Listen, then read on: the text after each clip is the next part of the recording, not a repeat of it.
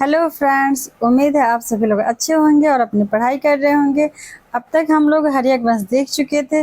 अब उसके आगे देखते हैं शिशुनाग वंश। ये परम आईएएस का एक सीरीज है जिस बिहार स्पेशल है। उसमें हम लोग नया हेडिंग देखते हैं शिशुनाग वंश। तो लेट्स स्टार्ट। शिशुनाग वंश जिनका शासनकाल रहा है 444 बीसी से 345 बीसी। श्रीलंकाई इतिहास के अनुसार मगध के लोगों ने वंशानुगत राजा नागदशक के शासनकाल के दौरान विद्रोह किया और शिशुनाग नामक एक अमात्य मंत्री को राजा के रूप में चुना है। शिशुनाग वंश 413 बीसी से 345 बीसी तक चला था। शिशुनाग वंश 413 से 345 बीसी तक चला था। इसके आगे नेक्स्ट देखते हैं शिशुनाग जिन्होंने इसका स्थापना किया उनके बारे में। तो शिशुनाग ऐसा माना जाता है कि मगध का राजा बनने से पहले वह काशी का वायसराय था।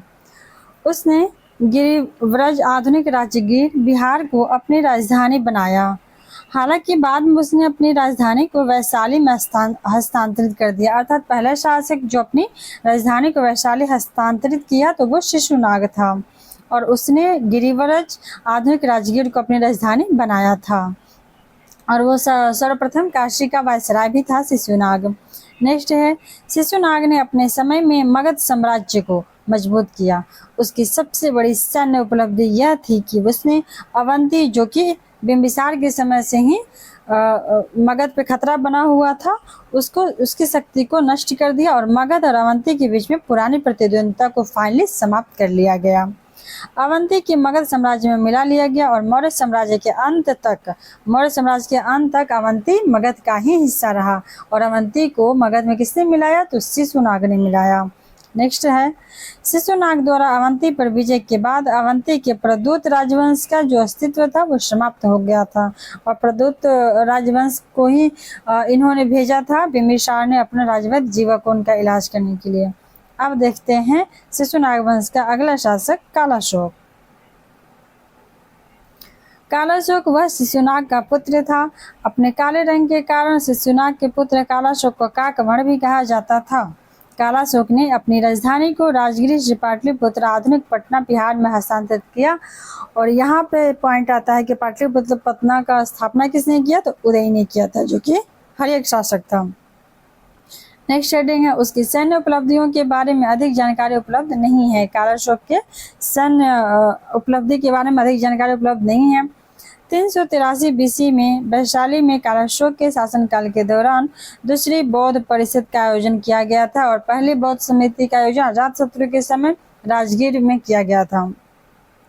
वह एक महल क्रांति में मारा गया था। कालाशोक को महल क्रांति में मार दिया गया और जिसने महापद्म नंद अर्थात नंद वंश का पहला शासक को शासन में बैठा। नंद वंश के संस्थापक महापद्म नंद शासक बने थे कालाशोक का महल क्रांति में हत्या करके। तो अब स्टार्ट होता है हमारा नंद राजवंश और नंद राजवंश कब से कब तक रहा है तो देखते हैं हम। नंद राजवंश रहा है 344 बीसी से 321 बीसी तक। नंद राजवंश रहा है 344 बीसी से 321 बीसी तक और इसके संस्थापक थे महापद्म नंद। उन्होंने अंतिम शिशुनाग शासक नंदीवर्धन की हत्या के बाद राजवंश की स्थापना की। जो नंद राजवंश के महापद्म नंद थे इन्होंने अंतिम शासक शिशुनाग का नंदीवर्धन था। शिशुनाग वंश का अंतिम शासक कौन था तो नंदीवर्धन था। नंदीवर्धन की हत्या कर दिया और उसके बाद नंद राजवंश का स्थापना किया गया था। उन्हें महापद्म पति भी कहा जाता है। अनंत सेना या पारधन का स्वामी महाबोधि वंश में उन्हें उग्रसेन कहा जाता है।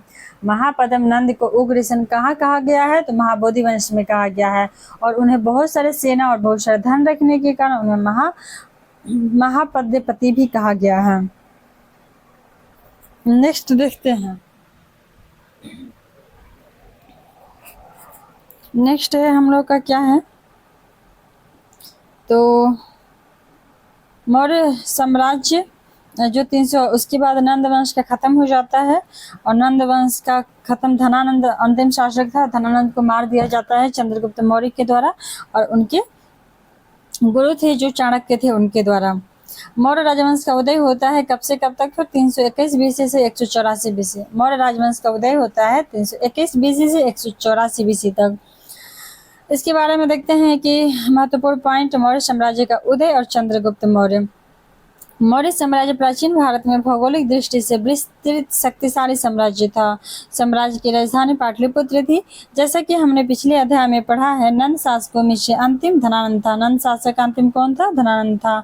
अपनी अत्यधिक दमनकारी कर व्यवस्था के कारण आम जनता के बीच अत्यधिक अलोकप्रिय था। और धनानंद क्या किया था? बहुत ज्यादा धन इकट्ठा किया था, बहुत सेना रखा था। तो जनता से धन इकट्ठा करने के कारण और जनता का दमन करने के कारण वो जनता में अलोकप्रिय था। इसका फायदा चंद्रगुप्त मौर्य के द्वारा उठा लिया गया। इसके बारे में और कह रहे हैं कि इसके अलावा धनानंद के शासनकाल में सिकंदर ने उत्तर पश्चिमी भारत पर आक्रमण किया। जब सिकंदर पीछे हट गया तो उत्तर पश्चिम भारत के कुछ क्षेत्र सिकंदर द्वारा नियुक्त सेनापतियों के शासन में आ गया। जब सिकंदर चला गया तो उसके जो जितने भी भाग थे उत्तर पश्चिम के, वो अपने सेनापतियों को सौंपते हुए चला गया। वे आपस में लड़ रहे थे, जिससे अशांति पैदा हो गई थी और पूरे उत्तर पश्चिम क्षेत्र में अस्थिरता फैल गई थी। चंद्रगुप्त मौर्य ने इस अवसर पर उठकर सीमावर्ती राज्यों को अपने अधीन कर लिया और चंद्रगुप्त ने इसका फायदा उठाया और सीमावर्ती राज्यों को अपने अधीन कर लिया। नेक्स्ट है कि कौटिल्य की मदद से चंद्रगुप्त ने 321 बीसी में धनानंद को हराकर सिंहासन पर कब्जा कर लिया।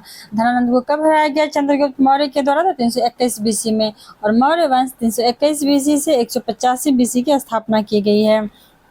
नेक्स्ट देखते हैं इसके बारे में। कौटिल्य, जिन्हें चाणक्य या विष्णुगुप्त के नाम से भी जाना जाता है, इन्होंने चंद्रगुप्त की सफलता में गुरु, मार्गदर्शक और रणनीतिकार के रूप में महत्वपूर्ण भूमिका निभाई है। वे मूल रूप से तक्षशिला में शिक्षक थे। चाणक्य तक्षशिला में शिक्षक थे और उन्होंने अर्थशास्त्र लिखा था। चाणक्य को भारतीय मैकियावेली के रूप में भी जाना जाता है। भारतीय मैकियावेली के रूप में किसको जाना जाता है? तो चाणक्य को। नेक्स्ट देखते हैं हेडिंग, चंद्रगुप्त मौर्य का इतिहास। चंद्रगुप्त मौर्य के बारे में इतिहास दिया गया है। इसका फर्स्ट पॉइंट है, चंद्रगुप्त मौर्य मौर्य साम्राज्य के संस्थापक थे। उनका शासन 321 बीसी से शुरू हुआ था और 297 बीसी तक चला था। ग्रीक स्रोतों में, नेक्स्ट पॉइंट है, ग्रीक स्रोतों में उन्हें गैर योद्धा वंश का बताया गया है, जबकि बौद्ध स्रोतों में उन्हें क्षत्रिय बताया गया है। चंद्रगुप्त मौर्य को गैर योद्धा किसमें बताया गया है? तो ग्रीक स्रोतों में, और उन्हें क्षत्रिय बताया गया है बौद्ध स्रोतों में। नेक्स्ट पॉइंट है, मुद्रा राक्षस के अनुसार चंद्रगुप्त मौर्य का जन्म एक शूद्र महिला के गर्भ से हुआ था। मुद्रा राक्षस के अनुसार चंद्रगुप्त मौर्य का जन्म किससे हुआ था? तो एक शूद्र महिला से हुआ था। और ग्रीक का भी यही मानना था कि वो गैर योद्धा वंश के थे, जबकि बौद्ध मानते थे कि वो क्षत्रिय थे। नेक्स्ट पॉइंट है, ग्रीक के खातों में उनका नाम सेंड्रोकोटस बताया गया है। ग्रीक के खातों में उनका नाम क्या बोला गया है? सेंड्रोकोटस। नेक्स्ट पॉइंट है, सेल्यूकस निकेटर सिकंदर महान द्वारा नियुक्त सेनापतियों में से एक था। सेल्यूकस निकेटर कौन था? तो सिकंदर का सेनापति था। 305 बीसी में उसने चंद्रगुप्त से हार गया था। परिणाम स्वरूप चंद्रगुप्त ने बलूचिस्तान, पूर्वी अफगानिस्तान और सिंधु के पश्चिम क्षेत्र में कब्जा कर लिया। सेल्यूकस निकेटर को हराने के बाद 305 बीसी में चंद्रगुप्त ने कहाँ कब्जा किया? तो बलूचिस्तान, पूर्वी अफगानिस्तान और सिंधु के पश्चिमी क्षेत्र में कब्जा कर लिया। नेक्स्ट पॉइंट देखते हैं, चंद्रगुप्त ने सेल्यूकस निकेटर की बेटी से भी विवाह किया। चंद्रगुप्त ने सेल्यूकस निकेटर की बेटी से भी विवाह किया था। नेक्स्ट है, सेल्यूकस निकेटर प्रथम ने चंद्रगुप्त के दरबार में एक यूनानी राजदूत मेगास्थनीज, जिन्होंने इंदिका लिखी, इसको भेजा। नेक्स्ट है पॉइंट, चंद्रगुप्त ने अपने विस्तार की नीति के साथ कलिंग और राज्य के सुदूर दक्षिण जैसे कुछ स्थानों को छोड़कर लगभग पूरे भारत को अपने नियंत्रण में ले लिया। पश्चिमी साम्राज्य आधुनिक ईरान के कुछ हिस्सों तक फैला हुआ था। लगभग 25 वर्षों तक शासन करने के बाद चंद्रगुप्त ने अपने बेटे बिंदुसार के पक्ष में सिंहासन का त्याग कर दिया था। नेक्स्ट पॉइंट हम देखते हैं कि चंद्रगुप्त के बारे में, उन्होंने जैन धर्म को अपना लिया था और जैन भिक्षु बन गए थे। चंद्रगुप्त जैन धर्म को अपना करके जैन भिक्षु बन गए थे। वे जैन भिक्षु भद्रबाहु के साथ कर्नाटक गए और माना जाता है कि श्रवण बेलगोला में जैन परंपरा के अनुसार उन्होंने खुद को भूखा रखकर मृत्यु को प्राप्त किया था। नेक्स्ट शासक हुए थे मौर्य साम्राज्य का बिंदुसार, जो उनका बेटा थे, तो उनके बारे में देखते हैं। बिंदुसार ने वे मौर्य साम्राज्य के दूसरे शासक और चंद्रगुप्त मौर्य के पुत्र थे। बिंदुसार मौर्य साम्राज्य के दूसरे शासक थे और चंद्रगुप्त मौर्य के पुत्र थे। उनका शासन 297 बीसी से 273 बीसी तक हुआ था। उनका शासन 297 से 273 बीसी तक हुआ था। उन्होंने यूनानी स्रोतों में अमित्रघात, शत्रुओं का वध करने वाला या अमित्रचट्स भी कहा जाता है। बिंदुसार को यूनानी स्रोतों में अमित्रघात, शत्रुओं का वध करने वाला या अमित्रचट्स भी कहा जाता है। नेक्स्ट है, उन्होंने विभिन्न जैन साहित्यों में बिंदुसार को विभिन्न जैन साहित्यों में सिंहसेन या बिंदुपाल भी कहा जाता है। जैन ग्रंथ राजवल्ली कथा में उन्हें शिमशेरी कहा गया है। जैन ग्रंथ राजवल्ली कथा में उन्हें शिमशेरी कहा गया है। नेक्स्ट पॉइंट है कि सीरिया के राजा एंटियोकस ने डायमेकस को अपने राजदूत के रूप में बिंदुसार के दरबार भेजा था। तो डायमेकस जो आए थे बिंदुसार के दरबार में आए थे, उसको किसने भेजा था? एंटियोकस ने भेजा था। नेक्स्ट पॉइंट है कि उन्होंने अपने बेटे अशोक को उज्जैन का राज्यपाल नियुक्त किया था। बिंदुसार ने अशोक को कहाँ का राज्यपाल नियुक्त किया? उज्जैन का, जो बाद में मौर्य साम्राज्य का अगला राजा बना था।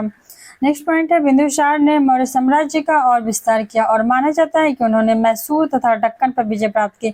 मैसूर और दक्कन पर जो अभी तक किसी ने विजय नहीं प्राप्त किया था, वो बिंदुसार ने प्राप्त किया। नेक्स्ट पॉइंट है, संगम का तमिल साहित्य जो है सुदूर दक्षिण में मौर्य आक्रमण का भी उल्लेख है। अर्थात कि हमें संगम साहित्य के तमिल साहित्य संगम वंश के तमिल साहित्य से पता चलता है कि दक्षिण में मौर्यों का आक्रमण हुआ था बिंदुसार के समय में। नेक्स्ट पॉइंट देखते हैं, बिंदुसार ने आजीविक नामक धार्मिक संप्रदाय का समर्थन किया। आजीविक का समर्थन किसने किया था? बिंदुसार ने। आजीविक भारतीय दर्शन के नास्तिक व विधर्मी स्कूलों में से एक था। ऐसा माना जाता है कि इसकी स्थापना 5वीं शताब्दी बीसी में मखली गुशाल ने की थी। मखली गुशाल ने 5वीं शताब्दी बीसी में किया था। वह अपने अशोक के बारे में देखते हैं हम। नेक्स्ट शासक जो हुए हैं वो अशोक हैं। अशोक वह अपने 99 भाइयों को मारकर सत्ता में आया, लेकिन केवल एक को छोड़ के। कलिंग युद्ध 261 बीसी में किया गया था। इसका उल्लेख प्रमुख शिलालेख 13 में किया गया है। शिलालेख 13 से हमें ज्ञात होता है कि अशोक ने 261 बीसी में कलिंग युद्ध किया था। कलिंग युद्ध के बाद अशोक ने भिक्षु उपगुप्त के प्रभाव में आकर के बौद्ध धर्म अपना लिया था। किसके प्रभाव में आके बौद्ध धर्म अपनाया? तो उपगुप्त के प्रभाव में। उन्हें भाब्रू शिलालेख के नाम से जाना जाने लगा है। भाब्रू शिलालेख के नाम से जाने लगा है। अशोक को मगध का राजा बताया गया। भाब्रू शिलालेख से पता चलता है कि मगध का राजा कौन था? अशोक थे। तीसरी बौद्ध परिषद कराई गई है किसके समय में? तो 250 बीसी में पाटलिपुत्र में हुई थी और इसकी अध्यक्षता किए थे मोगलीपुत्र तिष्किय थे और अशोक के समय में हुआ था। पहली अजातशत्रु, दूसरी कालाशोक, तीसरी अशोक। 483, 383 और 250। अब मौर्य साम्राज्य के बाद आता है शुंग वंश हमारा। और शुंग वंश के संस्थापक कौन थे? तो पुष्यमित्र शुंग थे। पुष्यमित्र सिंह मौर्य सेना के सेनापति थे। उन्होंने अंतिम मौर्य शासक को उखाड़ फेंका था और इसमें बौद्धों का उत्पीड़न हुआ और हिंदू धर्म का पुनरुत्थान हुआ। शुंग वंश के आने के बाद से ही हिंदू धर्म का पुनरुत्थान हुआ है। उसके शासनकाल में 2 अश्वमेध यज्ञ आयोजित किए गए थे, जिनमें पतंजलि मुख्य पुजारी थे। धनदेव का अयोध्या शिलालेख से ये बात प्राप्त होती है कि पतंजलि पुजारी थे किसके? शुंग वंश के थे। पुष्यमित्र के पुत्र थे अग्निमित्र। कालिदास के नाटक के नायक थे। कालिदास जो अपना नाटक लिखे हैं उसके नायक कौन थे? अग्निमित्र जो थे वो कौन थे? तो पुष्यमित्र के पुत्र थे। नेक्स्ट शुंग वंश के बाद आता है गुप्त साम्राज्य हमारा।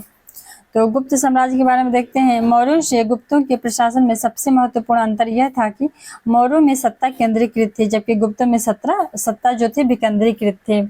साम्राज्य प्रांतों में विभाजित था और प्रत्येक प्रांत को जिलों में विभाजित किया गया था।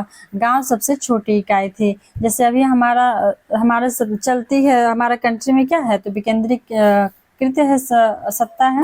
नेक्स्ट हेडिंग देखते हैं हम। नेक्स्ट दिया हुआ है कि श्री गुप्त वंश के संस्थापक थे। गुप्त वंश के संस्थापक कौन थे? तो श्री गुप्त थे। और गुप्तों के शासन को भारतीय स्वर्ण युग के रूप में जाना जाता है क्योंकि विभिन्न क्षेत्रों में तेजी से प्रगति हुई थी। आर्यभट्ट ने कहा कि पृथ्वी सूर्य के चारों ओर घूमती है और अपनी धुरी पे घूमती है। उनकी सबसे प्रसिद्ध रचना है। आर्यभट्ट की सबसे प्रसिद्ध रचना में कहा गया है कि क्या? सूर्य के चारों ओर घूमती है पृथ्वी और वो अपने धुरी पे घूमती है। वराह मिहिर ने पंच सिद्धांत और बृहद संहिता की रचना की। वराह मिहिर जो थे ये भी गुप्तों के समय ही थे। इन्होंने पंच सिद्धांत को लिखा। पंच सिद्धांत को किसने लिखा? वराह मिहिर। और बृहद संहिता को भी किसने लिखा है? वराह मिहिर ने। नेक्स्ट पॉइंट है, कालिदास ने मालविकनामित्रम, अभिज्ञान शकुंतलम और कुमार संभवन जैसे प्रसिद्ध नाटक भी लिखे गुप्तों के समय में। और शूद्रक द्वारा मृच्छकटिका, विष्णु शर्मा द्वारा पंचतंत्र और वात्सायन द्वारा कामसूत्र भी इसी काल में लिखे गए थे। मृच्छकटिका बहुत बार पूछ चुका है, किसने लिखा है? शूद्रक ने। पंचतंत्र विष्णु शर्मा और कामसूत्र वात्सायन ने। और पंच सिद्धांत बृहत संहिता लिखा वराहमिहिर ने। नेक्स्ट देखते हैं, श्रीगुप्त के बाद हुए उसके शासक चंद्रगुप्त प्रथम गुप्त वंश के। तो चंद्रगुप्त प्रथम के बारे में मुख्य है कि वह घटोत्कच श्रीगुप्त के पुत्र का पुत्र था। श्रीगुप्त के पुत्र जो थे ना घटोत्कच, उनका वो पुत्र था। वह महाराजा धीराज की उपाधि का उपयोग करने वाला पहला राजा था। महाराजा धीराज की उपाधि का उपयोग करने वाला पहला राजा कौन था? चंद्रगुप्त प्रथम।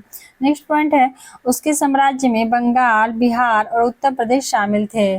बंगाल, बिहार, उत्तर प्रदेश शामिल थे। नेक्स्ट पॉइंट है, उसने लिच्छवी राजकुमारी कुमार देवी से विवाह किया था। लिच्छवी राजकुमारी कुमार देवी से विवाह किसने किया? चंद्रगुप्त प्रथम ने। इस घटना की याद में सोने के सिक्के जारी किए गए हैं। नेक्स्ट है समुद्रगुप्त। हरिश्चंद्र द्वारा प्रयाग प्रशस्ति शिलालेख उसे समर्पित किया गया था। हरिश्चंद्र द्वारा जो प्रयाग में शिलालेख है वो समुद्रगुप्त को समर्पित किया गया था। इसकी खोज एट्रायर ने की थी। यह संस्कृत भाषा में लिखा गया। संस्कृत भाषा में लिखा गया शिलालेख कौन है? तो प्रयाग शिलालेख जो हरिश्चंद्र द्वारा है। नेक्स्ट पॉइंट देखते हैं, विंसेंट स्मिथ द्वारा उसकी विजयों के लिए उसे भारत का नेपोलियन कहा गया है। विंसेंट स्मिथ द्वारा उसकी विजयों के लिए भारत का नेपोलियन कहा गया है। किसको? समुद्रगुप्त को। उसने श्रीलंका के शासक मेघवर्मन को बोधगया में एक मठ बनाने की अनुमति दी थी। श्रीलंका के शासक मेघवर्मन को बोधगया में एक मठ बनाने की अनुमति किसने दी? समुद्रगुप्त ने। कला के संरक्षण के लिए उसे कविराज के नाम से भी जाना जाता है। हो गया इनका समुद्रगुप्त का। आप आते हैं चंद्रगुप्त द्वितीय, जिनको विक्रमादित्य की उपाधि से नवाजा गया है, जबकि महाराजा धीराज की उपाधि से चंद्रगुप्त प्रथम को, और नेपोलियन कहा गया है समुद्रगुप्त को। चंद्रगुप्त द्वितीय के बारे में पॉइंट देख लेते हैं। उसने अपने भाई की हत्या कर दी और उसकी विधवा से विवाह कर लिया था। उसने अपने साम्राज्य का विस्तार करने के लिए मैत्रीपूर्ण संबंध और वैवाहिक गठबंधनों का उपयोग किया था। उनके दरबार में उपस्थित 9 रत्न थे चंद्रगुप्त द्वितीय के। फर्स्ट थे कालिदास, शंकु, अमर सिंह, बेताल भट्ट, वररुचि, पणक, वराहमिहिर, धन्वंतरी और घटकपर्ण थे।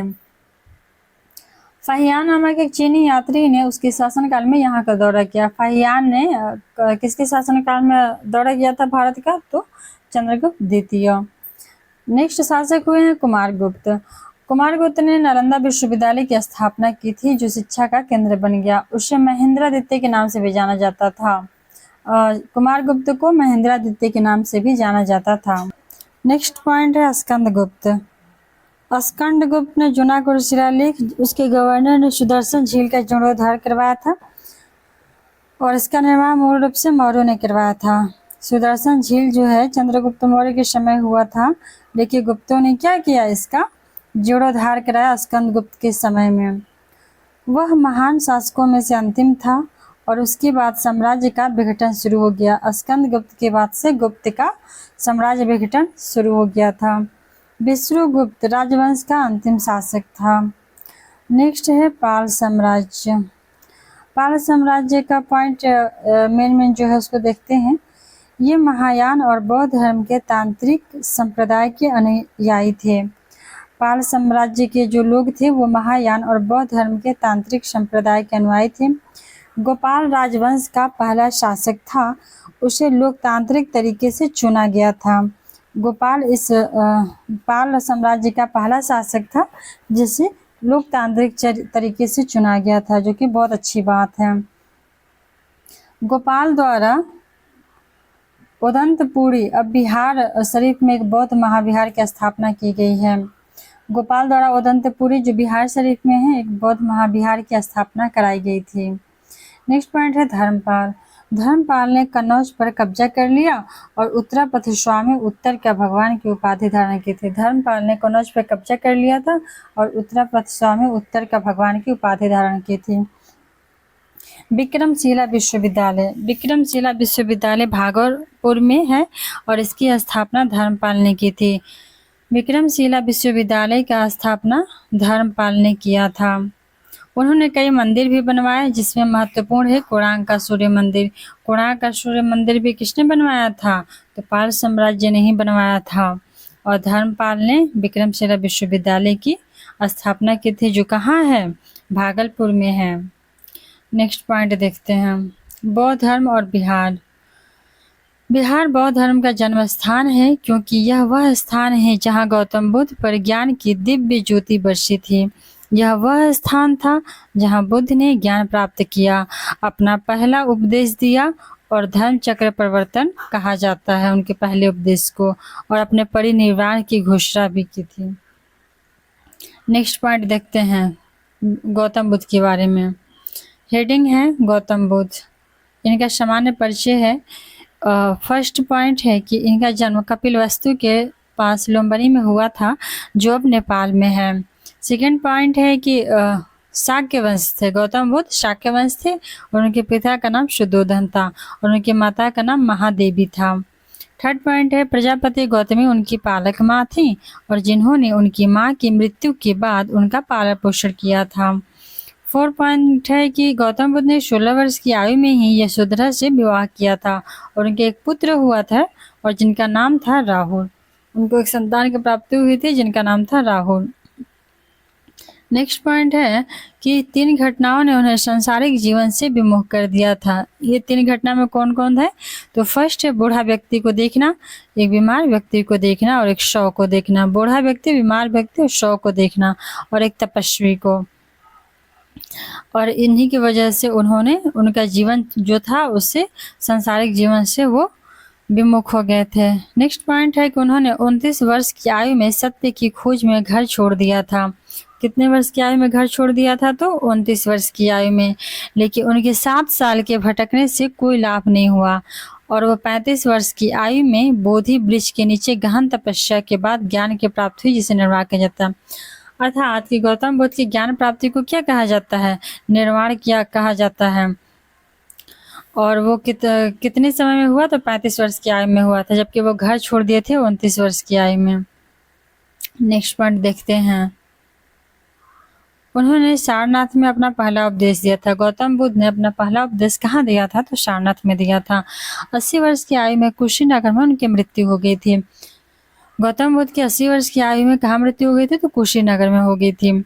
10 पॉइंट है सरिपुत्र, मोगलन्ना, आनंद और कश्यप और उपाली बुद्ध के शिष्य थे। 5 1 2 3 4 5 सरिपुत्र, मोगलन्ना, आनंद, कश्यप और उपाली बुद्ध के शिष्य थे।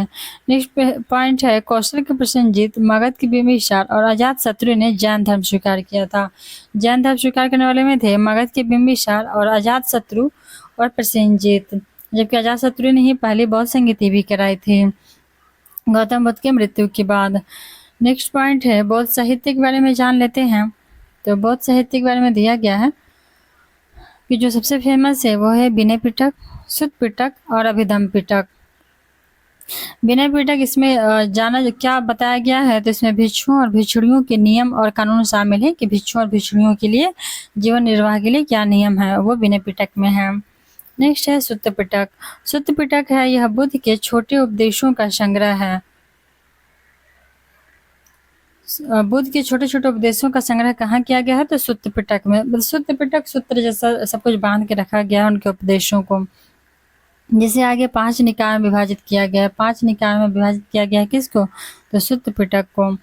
नेक्स्ट पॉइंट है अभिधम्म पिटक। इसमें बुद्ध का तत्व मीमांसा यानी धार्मिक प्रवचन शामिल है। अभिधम्म पिटक में बुद्ध का तत्व मीमांसा यानी धार्मिक प्रवचन शामिल है अभिधम्म पिटक में। नेक्स्ट है जातक। यह बुद्ध के पिछले जन्म से संबंधित छोटी कहानियों का संग्रह है। जातक क्या है? जैसे बुद्ध के जो पिछले का जन्म थे, पूर्व जन्म थे, उनकी कहानियों का संग्रह है। मिलिंद पन्हो। इसमें क्या है कि यूनानी राजा मेनांडर और बौद्ध संत नागसेन, बौद्ध के संत है जिनका नाम था नागसेन और यूनान का राजा था मेनांडर, इनके बीच में संवाद हुआ था। क्वेश्चन पूछा गया था मेनांडर के द्वारा और बौद्ध संत नागसेन के द्वारा उसके जवाब दिया गया था। उसी का संग्रह मिलिंद पन्हो में है। नेक्स्ट पॉइंट देखते हैं। नोट, त्रिपिटक को अंततः चौथे बौद्ध परिषद के दौरान संकलित किया गया था। त्रिपिटक को धम्म पिटक, अभिधम्म पिटक, सुत्त पिटक और विनय पिटक तीनों को मिला के त्रिपिटक होता है। इसको कब लिखा गया था? तो चौथी बौद्ध परिषद के दौरान संकलित किया गया था और वे पाली भाषा में लिखे गए थे। और चौथी बौद्ध परिषद कहाँ हुआ था? तो कुंडलवन कश्मीर में हुआ था कनिष्क के समय।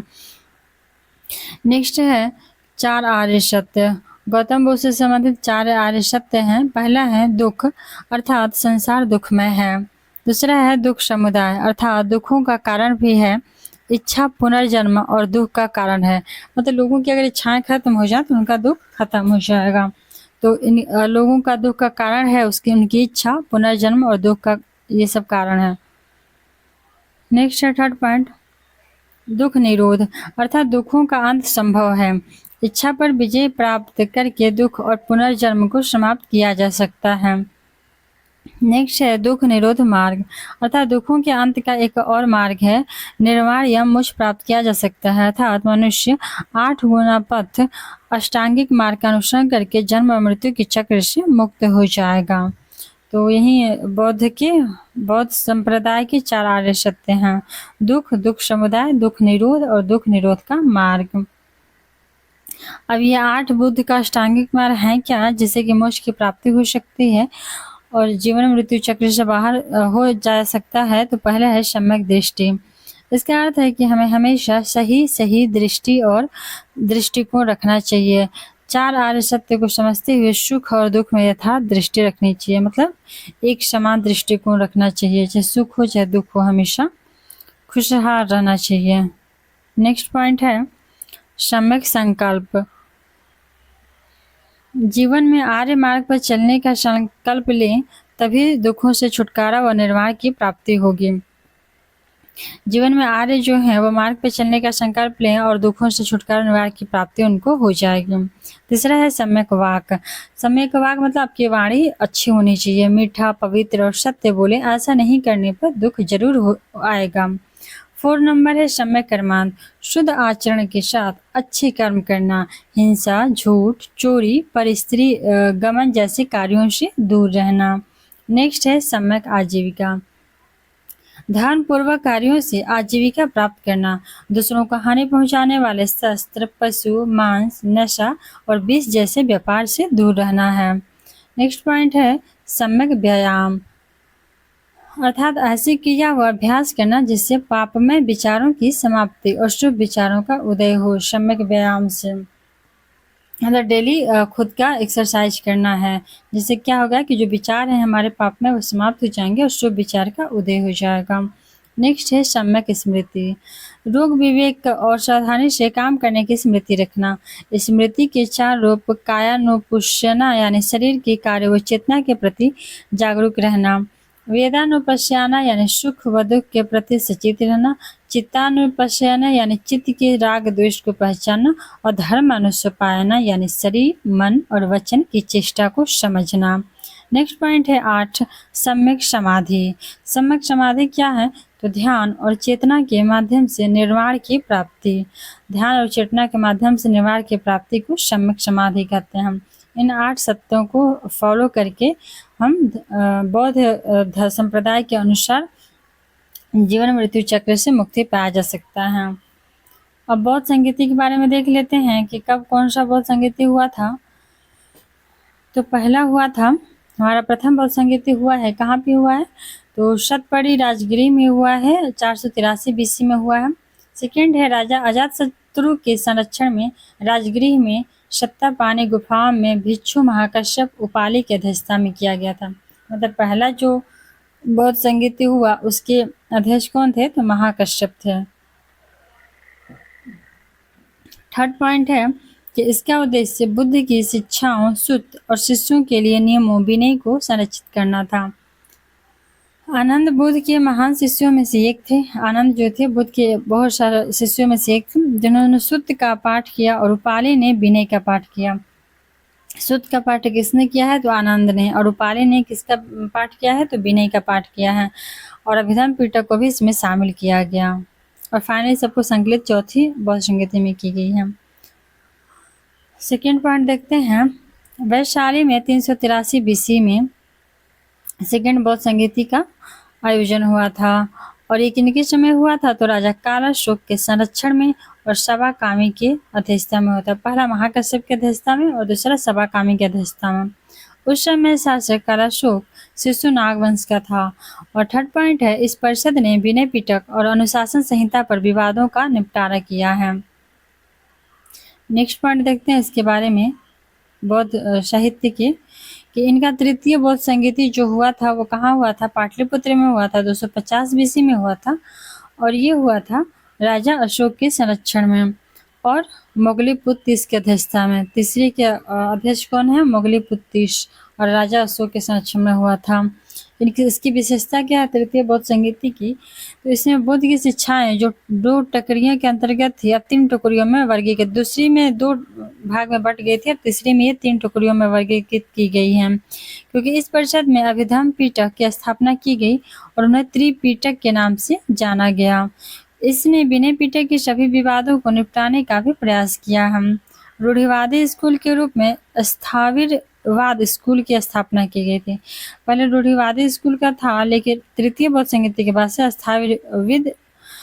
स्थाविरवाद स्कूल की स्थापना की गई है। नेक्स्ट पॉइंट है चौथी बौद्ध संगीति। चौथी बौद्ध संगीति के बारे में देख लेते हैं। तो ये कहाँ हुआ था, कुंडलवन कश्मीर में हुआ था, 72 ईस्वी में हुआ था। चौथी बौद्ध संगीति कुंडलवन कश्मीर में 72 ईस्वी में हुआ था। इसका सेकेंड पॉइंट है कि कुषाण राजा कनिष्क के संरक्षण में, और इस परिषद के अध्यक्ष वसुमित्र थे, जबकि अश्वघोष उनके उपाध्यक्ष थे। कुषाण राजा कनिष्क के संरक्षण में हुआ है, 72 ईस्वी में हुआ है, कुंडल और कश्मीर में हुआ, और इसके अध्यक्ष कौन थे, तो वसुमित्र थे। और इस परिषद ने बौद्ध धर्म को 2 संप्रदायों में बांट दिया, महायान और हीनयान में विभाजित कर दिया। तो हीनयान और महायान में विभाजित किसने किया है, तो चौथी बौद्ध संगीति ने किया है। और अब बौद्ध संप्रदाय खत्म होता है, और इसी के साथ अब नेक्स्ट आता है जैन धर्म और बिहार से जैन धर्म का संबंध। और जैन धर्म के बारे में हम लोग थोड़ा डिटेल में पढ़ते हैं। इसके बारे में दिया हुआ है इनका परिचय। प्राचीन धर्म और इसका नाम जिन शब्द से, जैन धर्म जिन शब्द से निकल के बना है, और जिसका अर्थ है मुक्तिदाता या विजेता, जो भौतिक विजय के बजाय आध्यात्मिक विजय को संदर्भित करता है। इसका नेक्स्ट पॉइंट है कि जैन 24 मुक्त आत्माओं के समूह का सम्मान करते हैं, जिन्हें जिन या तीर्थंकर कहा जाता है, जो अस्थवानों के लिए शिक्षक और आदर्श के रूप में कार्य करते हैं। जैन कितनी आत्माओं के समूह का सम्मान करते हैं, तो 24 मुक्त आत्माओं का। जैन 24 मुक्त आत्माओं का सम्मान करते हैं, और इन्हें जिन या तीर्थंकर कहा जाता है, जो अस्थावानों के लिए शिक्षक और आदर्श के रूप में कार्य करते हैं। नेक्स्ट पॉइंट है कि जैन धर्म की स्थापना वल्लभी की परिषद में की गई थी। जैन धर्म की स्थापना कहाँ की गई थी, तो वल्लभी की परिषद में की गई थी, जिसकी अध्यक्षता कौन थे, तो 454 ईस्वी के आसपास देवर्धि थे। देवर्धि ने इनकी अध्यक्षता की है वल्लभी में, देवर्धि क्षमा श्रवण ने। नेक्स्ट पॉइंट देखते हैं। जैन लोग जो होते हैं वो प्राथमिक धर्म ग्रंथ तत्वार्थ सूत्र या वास्तविकताओं की पुस्तक को मानते हैं, जिसे 18 शताब्दियों पहले भिक्षु विद्वान उमा स्वाति, भिक्षु विद्वान कौन थे, उमा स्वाति, जिन्हें उमा स्वामी के नाम से भी जाना जाता है, इन्होंने लिखा था। जैन लोग प्राथमिक धर्म ग्रंथ तत्वार्थ सूत्र या वास्तविकताओं की पुस्तक को मानते हैं, जिसे 18वीं शताब्दियों पहले भिक्षु विद्वान उमा स्वाति, जिन्हें उमा स्वामी के नाम से भी जाना जाता है, इसने लिखा है। नेक्स्ट पॉइंट है जैन धर्म वेद की सत्ता को स्वीकार नहीं करता। जैन धर्म जो है वेद की सत्ता को स्वीकार नहीं करता है। जैन धर्म वेद की सत्ता को स्वीकार नहीं करता है। अब इनका नेक्स्ट पॉइंट है वर्धमान महावीर। वर्धमान महावीर का कब से कब रहे हैं, ये तो 539 से 467 बीसी तक, 539 से 467 बीसी तक। इनके बारे में, महावीर के बारे में थोड़ा डिटेल में देख लेते हैं हम। फर्स्ट पॉइंट है कि वे क्षत्रिय माता पिता सिद्धार्थ और त्रिशिला के पुत्र थे, अर्थात इनके माता का नाम त्रिशिला और पिता का नाम सिद्धार्थ था, और वो वैशाली के पास कुंडग्राम नामक जन्म पर उनका जन्म हुआ था। महावीर का पिता सिद्धार्थ और माता त्रिशिला थी, और उनका जन्म वैशाली के पास कुंडग्राम नामक स्थान पे हुआ था। यशोदा उनकी पत्नी थी, यशोदा महावीर की पत्नी थी। नेक्स्ट 13 साल के आत्म अपमान के बाद उन्होंने कैवल्य ज्ञान नामक सर्वोच्च आध्यात्मिक ज्ञान प्राप्त किया है। कैवल्य ज्ञान अर्थात जैन साहित्य में सर्वोच्च ज्ञान होता है, इसकी प्राप्ति कितने साल के बाद हुआ है, तो 13 साल के बाद हुआ है। फिर उन्होंने महावीर और जिन कहलाए। कैवल्य प्राप्ति के बाद महावीर और जिन कहलाए हैं। फोर्थ पॉइंट है इनके बारे में कि उन्होंने 30 साल तक जैन धर्म के सिद्धांत का प्रचार किया था। 30 साल तक जैन धर्म के सिद्धांत का प्रचार किया। राजगिरी के पास पावा में 72 साल की उम्र में उनकी मृत्यु हो गई थी। 72 साल की उम्र में कहाँ पे उनकी मृत्यु हो गई थी, तो राजगीर के पास पावा में मृत्यु हो गई थी महावीर की। नेक्स्ट पॉइंट देखते हैं, जैन धर्म का प्रसार। जैन धर्म का प्रसार कैसे हुआ, उसका पहला पॉइंट है कि संघ के माध्यम से महावीर ने अपने शिक्षण का प्रसार किया, जिसमें संगठित संघ में महिलाएं और पुरुष शामिल थे। सेकेंड पॉइंट है कि चंद्रगुप्त मौर्य कलिंग के खारवेल और दक्षिण भारत के शाही राजवंशों जैसे गंग, कदम, चालुक्य और राष्ट्रकूट के संरक्षण में इनका प्रचार हुआ है। जैन धर्म का प्रचार किसके समय हुआ, तो चंद्रगुप्त मौर्य, कलिंग के राजा खारवेल, दक्षिण भारत के शाही राजवंश जैसे गंग, कदम, चालुक्य और राष्ट्रकूट के संरक्षण में हुआ है। थर्ड पॉइंट है कि जैन धर्म के दो संप्रदाय थे, श्वेतांबर जो सफेद वस्त्र पहने हुए थे और दिगंबर असमानी वस्त्र पहने हुए या नग्न होते थे। सफेद वस्त्र पहनने वाले श्वेतांबर और नग्न या असमानी वस्त्र पहनने वाले दिगंबर कहलाते थे जैन धर्म में। फोर्थ पॉइंट है इनका कि पहली जैन परिषद कहाँ बुलाई गई थी, पाटलिपुत्र में आयोजित की गई थी, जिसकी अध्यक्षता स्थूलभद्र ने किया था, जो 3री शताब्दी बीसी के दौरान दिगंबर के नेता थे। 3री शताब्दी बीसी में। और 5वीं शताब्दी में क्या कहाँ हुआ था, वल्लभी गुजरात में छमा शरणों के नेतृत्व में दूसरी जन संगति हुई थी। फिफ्थ पॉइंट है, दूसरी जन परिषद 5वीं शताब्दी बीसी में वल्लभी में आयोजित की गई थी। इस परिषद में 12 अंग संकलित किए गए थे। दूसरे में कितने अंग संकलित किए गए थे, तो 12 अंग संकलित किए गए थे। नेक्स्ट पॉइंट हेडिंग देख लेते हैं कि जैन तीर्थंकरों की सूची। जैन धर्म के 24 तीर्थंकर थे और पहले तीर्थंकर ऋषभदेव थे और अंतिम तीर्थंकर महावीर थे। तीर्थंकर का नाम दिया उनके प्रतीक और तीर्थंकर जितने 24 हैं उनके नाम उनके सामने उनका प्रतीक दिया गया। भगवान ऋषभ का प्रतीक बैल, भगवान ऋषभ का प्रतीक बैल। अजितनाथ का प्रतीक हाथी, अजितनाथ का प्रतीक हाथी। शंभुनाथ का प्रतीक घोड़ा, शंभुनाथ का प्रतीक घोड़ा। अभिनंदन नाथ का प्रतीक बंदर, अभिनंदन नाथ का प्रतीक बंदर। सुमित नाथ का प्रतीक चकवा या लाल हंस, सुमित नाथ का प्रतीक चकवा या लाल हंस। मुनि सुब्रत, मुनि सुब्रत का प्रतीक कछुआ, मुनि सुब्रत का प्रतीक कछुआ। नामीनाथ का नीला कमल, नामीनाथ का नीला कमल। नेमिनाथ का शंख, नेमिनाथ का शंख। पार्श्वनाथ का सांप, पार्श्वनाथ का सांप। महावीर का शेर, महावीर का शेर। 24 तीर्थंकर का फिर से एक बार देख लेते हैं। भगवान ऋषभ का बैल, अजितनाथ का हाथी, शंभुनाथ घोड़ा, अभिनंदनाथ बंदर, सुमितनाथ चकवा या लाल हरा। मुनिषु व्रत कछुआ, मुनिषु व्रत कछुआ। नामीनाथ नीला कमल, नेमिनाथ शंख, पार्श्वनाथ सांप, महावीर और शेर। चलिए उनके बारे में नेक्स्ट और देखते हैं जैन धर्म के बारे में कि जैन धर्म के दो मुख्य रूप थे, दिगंबर जो नग्न रहते थे और श्वेतांबर जो सफेद कपड़े पहनने वाले थे। जैन धर्म की उत्पत्ति के बारे में देखते हैं। जैन धर्म के दो प्रमुख संप्रदाय थे, दिगंबर और श्वेतांबर। अपनी उत्पत्ति महावीर के निर्वाण के लगभग 200 साल बाद हुई घटनाओं से मानते हैं। ये अपनी उत्पत्ति को मानते हैं कि महावीर के निर्वाण के लगभग 200 साल बाद हुई घटना से हुआ था। नेक्स्ट इसके बारे में देखते हैं कि जैन भिक्षुओं के प्रमुख भद्रबाहु ने अकाल की अवधि की भविष्यवाणी की और लगभग 12,000 लोगों को दक्षिण भारत ले गए। जैन भिक्षु के जो प्रमुख भद्रबाहु थे, इन्होंने पहले से ही भविष्यवाणी कर दी थी कि मगध में अकाल आएगा और इसीलिए 12,000 लोगों को दक्षिण भारत ले गए थे।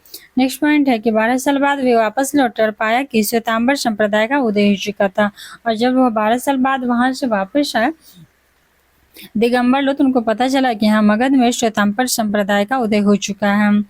नेक्स्ट पॉइंट है कि भद्रबाहु के अनुयायी दिगंबर संप्रदाय के रूप में जाने गए। भद्रबाहु के जो अनुयायी थे उनको क्या कहा गया, तो दिगंबर संप्रदाय के रूप में जाना गया। नेक्स्ट पॉइंट है कि 5वीं शताब्दी तक कोई स्पष्ट विभाजन नहीं था। 5वीं शताब्दी तक कोई स्पष्ट विभाजन नहीं था जब 453 की वल्लभी परिषद ने श्वेतांबर परंपरा के ग्रंथों का संपादन किया था। तो 5वीं शताब्दी में कोई भी स्पष्ट विभाजन नहीं हुआ था जब 453 की वल्लभी परिषद ने श्वेतांबर परंपरा के ग्रंथों का संपादन और संकलन किया था। नेक्स्ट पॉइंट देखते हैं, श्वेतांबर और दिगंबर में अंतर। श्वेतांबर और दिगंबर में प्रमुख अंतर क्या है, तो फर्स्ट है इनका कि स्त्री की मुक्ति। दिगंबर मानते हैं कि महिलाएं सीधे निर्वाण या मुक्ति प्राप्त नहीं कर सकते। दिगंबर वही है जो नग्न वस्त्र पहनते और दक्षिण भारत चले गए थे। इनका मानना है कि महिलाएं सीधे निर्वाण या मुक्ति प्राप्त नहीं कर सकती, इसके लिए उन्हें पहले पुरुष के रूप में पुनर्जन्म लेना पड़ता है। सेकेंड पॉइंट है, दूसरी ओर श्वेतांबर की राय अलग है। उनके अनुसार महिलाएं पुरुषों के बराबर ही मुक्ति प्राप्त करने में सक्षम है। वे सवस्त्र मुक्ति में विश्वास करते हैं। नेक्स्ट पॉइंट है कि उनका मानना है कि कोई भी व्यक्ति मोक्ष प्राप्त कर सकता है, चाहे वह गृहस्थ हो या सन्यासी। स्त्री के मुक्ति के बारे में इन दोनों लोग का दो विचार थे। नेक्स्ट पॉइंट है पोशाक कोड। पोशाक कोड से संबंधित है। दिगंबर मानते हैं कि निर्वाण या मुक्ति प्राप्त करने के लिए व्यक्ति को कपड़ों सहित सब कुछ त्याग देना चाहिए, इसलिए दिगंबर साधु पूरी तरह से नग्न रहते हैं। जबकि वही श्वेतांबर का मानना है कि मुक्ति प्राप्त करने के लिए नग्नता का अभ्यास आवश्यक नहीं है, इसलिए वे सफेद कपड़े पहनते हैं। नेक्स्ट पॉइंट है संपत्ति। संपत्ति से संबंधित इनके विचारों में मतभेद जो है, तो पहला है कि दिगंबर साधुओं को किसी भी तरह की संपत्ति रखने की अनुमति नहीं है। जो दिगंबर साधु हैं वो अपना कपड़ा तक नहीं पहनते, तो किसी प्रकार की संपत्ति कहाँ से रखेंगे। उनका मानना है कि एक सच्चे साधु का जीवन जीने के लिए सब कुछ त्यागना आवश्यक है। हालांकि वे आमतौर पर अपने साथ 3 चीजें रखते थे। नेक्स्ट पॉइंट है कि पीछे मोड़ के गिरे हुए पंखों से बनी झाड़ू, और वे इस झाड़ू का इस्तेमाल छोटे कीड़ों को नुकसान पहुंचाए बिना उन्हें हटाने के लिए करते थे। और देखते हैं कि वो रखते थे क्या, तो झाड़ू रखते थे स्निकों से बना, और कमंडलू भी रखते थे। कमंडलू इसलिए रखा जाता था ताकि शुद्ध और निष्फल पेयजल को ले जाने के लिए इस्तेमाल किए जाने वाला आयताकार पानी का बर्तन कमंडलू होता था। और तीसरा होता था शास्त्र, और जो कि क्या है धर्म ग्रंथ है। और ये 3 ही बस दिगंबर रखते थे, इसके अलावा वो कुछ भी नहीं रखते थे। नेक्स्ट पॉइंट है कि श्वेतांबर भिक्षुओं को 14 निर्दिष्ट चीजें रखने की अनुमति देता है। दिगंबर 3 चीजें और श्वेतांबर 14।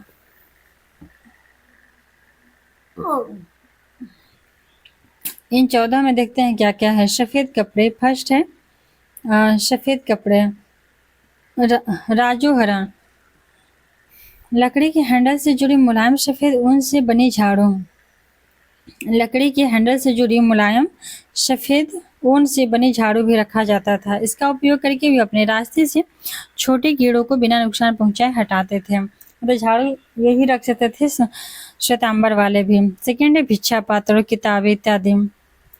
4th नंबर देखते हैं मूर्तियां। तीर्थंकरों की श्वेतांबर मूर्तियां रत्नों से सजी हुई, लंगोटी पहने हुए तक घुरती आंखों वाली होती थी। इनकी जो मूर्तियां होती थी जैन तीर्थंकरों की, वे श्वेतांबर मूर्तियां जो होती थी रत्नों से सजी रहती थी, और जो क्या पहनते थे, लंगोटी पहने हुई थी, और जो आंखें होती थी घुरती हुई आंखें वाली होती थी। हालांकि वही दिगंबर की मूर्तियां नग्न, अलंकृत तथा झुकी हुई आंखों वाली होती थी। अर्थात घुरती वाली आंखों वाली मूर्तियां किसकी, श्वेतांबर की, और झुकी आंखों वाले दिगंबर की। नेक्स्ट पॉइंट है धर्म ग्रंथ। धर्म ग्रंथ के बारे में देखते हैं कि जैन धर्म में तीर्थंकरों द्वारा दिए गए प्रवचन को श्रुत ज्ञान के नाम से जाना जाता है। इसमें 11 अंग और 14 पूर्व शामिल हैं। जैन धर्म में तीर्थंकरों द्वारा दिए गए प्रवचन को श्रुत ज्ञान के नाम से जाना जाता है, और इसमें 11 अंग और 14 पूर्व शामिल हैं।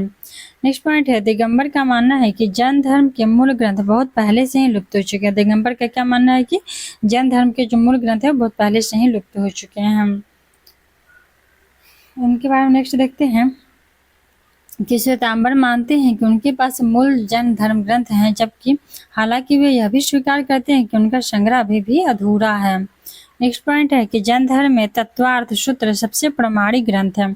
जैन धर्म में जो तत्वार्थ सूत्र था वो सबसे प्रामाणिक ग्रंथ है, जिसे श्वेतांबर और दिगंबर दोनों ने स्वीकार किया है। नेक्स्ट पॉइंट है जैन साहित्य। जैन साहित्य के बारे में देख लेते हैं। तो इसका पहला पॉइंट है कि जैन साहित्य को 2 प्रमुख श्रेणियों में वर्गीकृत किया गया है। जैन साहित्य को 2 प्रमुख श्रेणियों में वर्गीकृत किया गया है। पहला है आगम साहित्य और दूसरा है गैर आगम साहित्य। तो आगम साहित्य में है क्या, इसमें गंधारों और श्रुत केवलियों द्वारा संकलित मूल ग्रंथ शामिल हैं। आगम साहित्य में गंधारों और श्रुत केवलियों द्वारा संकलित मूल ग्रंथ शामिल हैं, और ये प्राकृत भाषा में लिखे गए हैं। आगम साहित्य किस भाषा में लिखे गए हैं, प्राकृत भाषा में लिखे गए हैं। गैर आगम साहित्य के बारे में देखते हैं। नेक्स्ट पॉइंट है इसमें आगम साहित्य और स्वतंत्र कार्यों की टिप्पणी और व्याख्या शामिल है, जिन्हें वरिष्ठ भिक्षुओं, भिक्षुणियों और विद्वानों द्वारा संकलित किया गया है। गैर आगम साहित्य में स्वतंत्र कार्यों की टिप्पणियों और व्याख्या शामिल है, जिन्हें वरिष्ठ भिक्षुओं, भिक्षुणियों और विद्वानों द्वारा संकलित किया गया है। नेक्स्ट पॉइंट देखते हैं ये कई भाषाओं जैसे प्राकृत, संस्कृत, पुरानी, मराठी, गुजराती, हिंदी, कन्नड़, तमिल, जर्मन, अंग्रेजी में लिखे गए हैं। 5 व्रत हैं जैन धर्म से संबंधित। पहला क्या है, अहिंसा, सत्य, चोरी न करना, अस्तेय, अहिंसा, सत्य, अस्तेय, ब्रह्मचर्य और परिग्रह। अहिंसा, सत्य, अस्तेय, ब्रह्मचर्य और अपरिग्रह। जैन धर्म के 3 रत्न भी हैं, कौन कौन से हैं? जैन जीवन का उद्देश्य है आत्मा की मुक्ति प्राप्त करना। जैन जीवन का क्या उद्देश्य है? आत्मा की मुक्ति प्राप्त करना। और क्या है? यह जैन नैतिकता के 3 रत्नों का पालन करके किया जाता है। सही विश्वास है, सम्यक दर्शन, सम्यक ज्ञान, सम्यक चरित्र। सम्यक दर्शन, सम्यक ज्ञान और सम्यक चरित्र, ये क्या है? हमारे जैन धर्म के 3 रत्न हैं। जैन धर्म में कितने रत्न हैं? तो 3, सम्यक दर्शन, सम्यक ज्ञान और सम्यक चरित्र। जबकि व्रत कितने हैं? तो 5, अहिंसा, सत्य, अस्तेय, ब्रह्मचर्य और अपरिग्रह। ये पूछा हुआ है क्वेश्चन। अब यहीं से क्या होता है कि इसको हम लोग बंद कर देते हैं और ये 24 तीर्थंकरों का विवरण है, इसके बाद खत्म है। फिर स्टार्ट हो जाएगा हमारा बिहार का मध्यकाल, जो देखेंगे हम लोग नेक्स्ट वीडियो में देखेंगे। आज के लिए इतना ही था। सी यू अगेन।